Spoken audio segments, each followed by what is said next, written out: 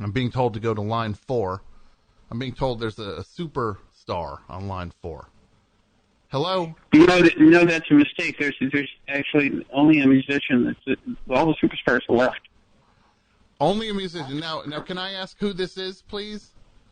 This is because my producers are playing a thing where they try to top each other to get a better guest each time, and one of them is doing a dance in the corner saying, "I win the contest for all of eternity." Now, yeah, they did. They did a really cruddy thing, man. They started posting on the net, on Twitter, that they were going to, have major failures in their life. Their wife was going to leave them. Their complexion was going to go bad. Their posture was going to dissolve. Their status in your company, they would get fired. All these dire consequences if I didn't call you. Well, those things have started to happen to them, unfortunately. So I guess but I don't know if these things are reversible. So this is David Crosby, the legend. Yes. Oh my goodness, what an honor to have you call this show, sir. Now tell me about your show, because all I know of you as is these pestiferous people on Twitter who keep telling me that they want me to call you. I have no idea who you are or what your show is. Where are you? I'm in New Jersey. It's a show called The Best Show, and it's a live radio show that we do on the internet, and then it goes up as a podcast the next day. Tomorrow this will be a podcast. But people can listen to it live now. People are hearing this live just like radio. What's your name, man? My name's Tom. Tom? Yes. Hi, Tom. I'm David. David, it is an honor to speak to you. I can say one of the greatest songs in my entire life, you are the composer of. Everybody's Been Burned. Yeah, so you like old stuff, huh? I like all the stuff. I like your new. You have Sky Trails is out. Oh, you do know about the new stuff. I know that. I'm just saying, I'm on board for the whole thing. Oh, well, thanks, man. But I always thought that if I ever spoke to you, I would tell you that song is one of my all-time favorites. That's a top 10 all-time favorite song for me. It's probably the first halfway decent song I wrote. Probably the first one that was actually sort of almost okay. And could you feel that? Did you feel like you broke through something when like the idea, like I'm in the game now? I felt like that girl in the second row looked up and was looking at me. Because when you're starting off, you were thinking you were a singer, and then suddenly everybody had to be a songwriter all of a sudden. Well, I think we all wanted to be, because we came out of being folk musicians, sure. And the tradition was already there for writing your own songs. It was a standard thing. People did that. But when we saw what Bob Dylan did, he pretty much took the lid off of songwriting for us, and then we said, "Oh, well, wait a minute.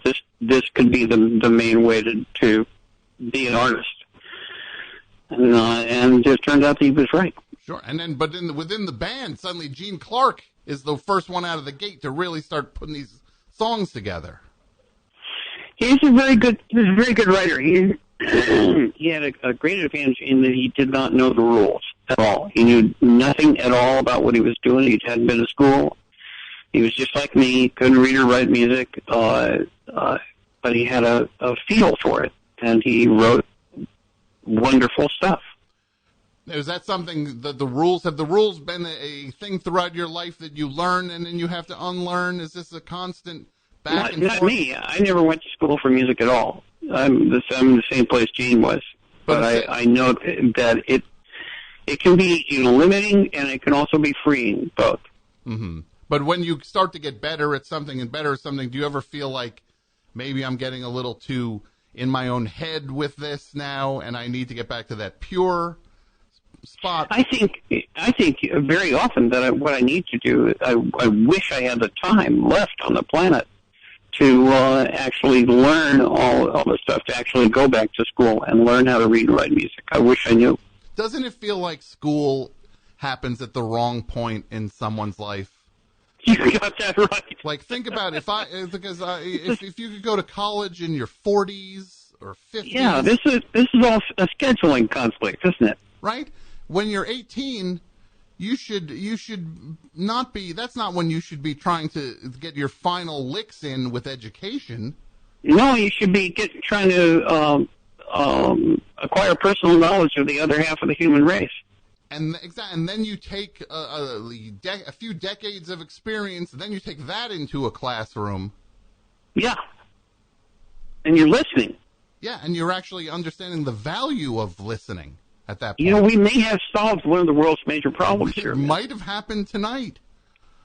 Well, what would, if you could have studied anything, then what would you have what would be an area of interest that you did not get a chance to learn about? Well, I would have studied music. That's the first thing that we talked about. I would study music and learn how to read and write music, because I've got a lot of it in my head, and it would be fun to be able to write it down.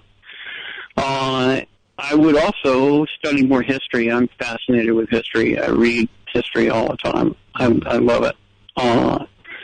Is there I don't know what else. More languages and stuff. Was there a certain era or area of history that fascinates you the most? Yeah, recent stuff. Recent history, the last 100 years. Okay. So, yeah, well, look, I know you maybe feel like you've seen it all a few times. You're not going anywhere. You're still hanging in there. I don't think it's too late. You could go to University of Phoenix, maybe. Sign up for a mail order class. I'm busy, man. I'm writing another record, and I'm just about to go out on the road again. And as long as the music is going to stop by my house, I'm going to be writing songs. Because you're out. I'm a fully occupied guy. David Crosby and Friends is what you tour as now? Yeah, that's my son James. He's the keyboard player and my co-writer, and he produced the record. And my pal Jeff Pivar, that we've worked with before in CPR, he's a fantastic guitar player. And our pal Stevie DeStanislaw, James's best friend from high school, fantastic drummer that we have. He plays with David Gilmour now. A girl from Estonia, a jazzer from Scandinavia, named Mai Egan, playing bass. Amazing musician. And Michelle Willis, who is another singer-songwriter, who is also in the other band, the acoustic band, the Lighthouse Band. She's in that one too.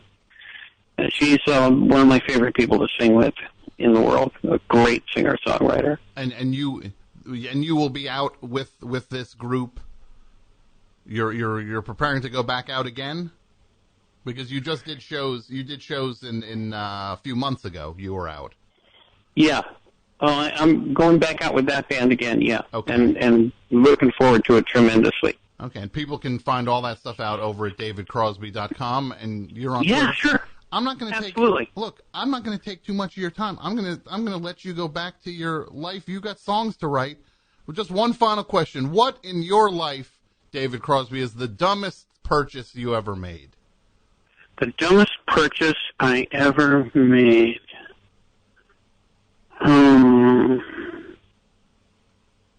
Dumbest purchase I ever made. I think it was when I bought what was supposed to be $5 worth of pot in the village. Mm-hmm. Way back, and the guy who got it for me got oregano. Sure. And I bought myself an envelope full of oregano. That's a tale as old as time. So, well, sir, it is an honor. Thank you so much for calling up and giving us a few minutes. These maniacs here will now leave you alone. They will stop bothering you. They can be pissed. It's all right. It was funny. The whole thing was quite funny, and obviously it worked because I called you. Yes, they're sweet guys, and I appreciate it so much. Thank you for taking some time and calling. All right, man. Bye. You take care. Bye.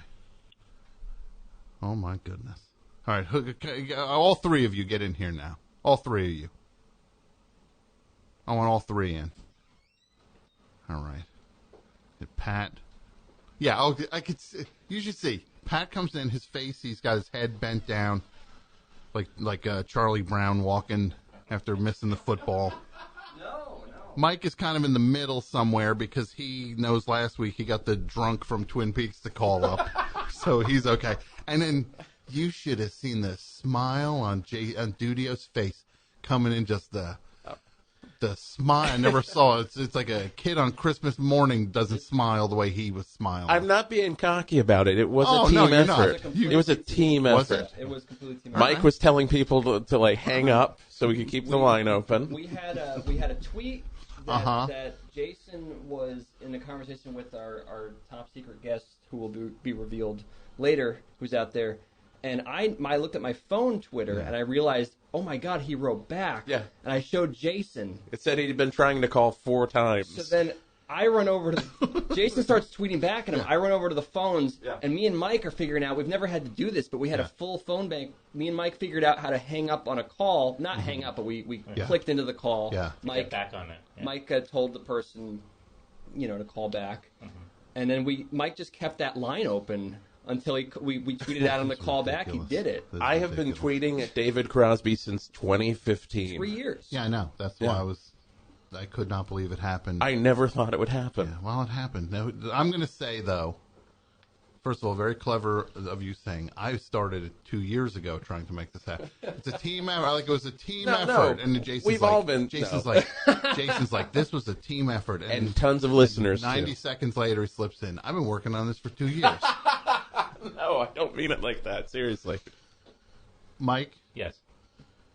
What did you get last week for? Did I give points last week for? I got 2 slices of pizza. You got 2 slices of pizza. I'm going to a point-based system now. Mike, the drunk from Twin Peaks, that was 40 points he's worth. Your share of David Crosby, I'm going to do, that's 30 points, so you're at 70. Okay. Pat, you're at 30 points now. All right. Dudio, you're at 100 points, 120 points, because you've been working on this for 2 years, of course. I don't know where. I heard somewhere that you were working on it for 2 years. Since 2015? Yeah, since 2015. Still early. Still trying to get Kyle. We can still get Kyle before midnight. It's only 9:31. I love that this is now an open competition to see who could just browbeat a celebrity into calling the show for 5 minutes. We were always kind about it. Well, now it seems like the game is afoot. But the listeners, too, on the Twitter. Hey, the listeners, helped out tremendously. All right, well, that's great. Now all 3 of you get out of here. Okay. Get out.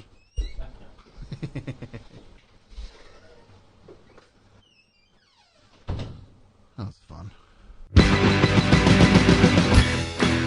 Thanks again for listening to Best Show Best. And I want to thank Martin DeGrell for supervising the episodes of Best Show Best.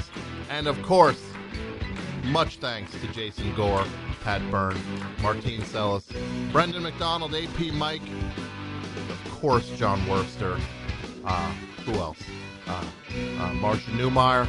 And, you, the Best Show listener. Thank you. And if you like this, check out the full show every Tuesday night from 9 p.m. to midnight at thebestshow.net, and support The Best Show, patreon.com/thebestshow.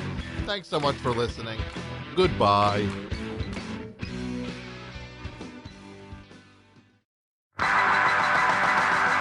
The Best Show is produced in partnership with the Forever Dog Podcast Network. The show is hosted by Tom Scharpling and features John Worster, Jason Gore, Pat Byrne, and Michael Lisk.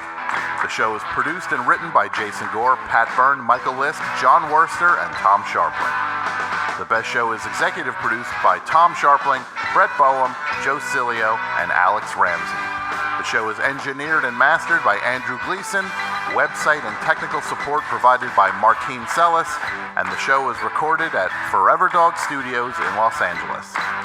Support The Best Show on Patreon over at patreon.com/thebestshow, and follow us on YouTube, Twitter, and Instagram over at Best Show 4 Life. That's Best Show number 4 Life.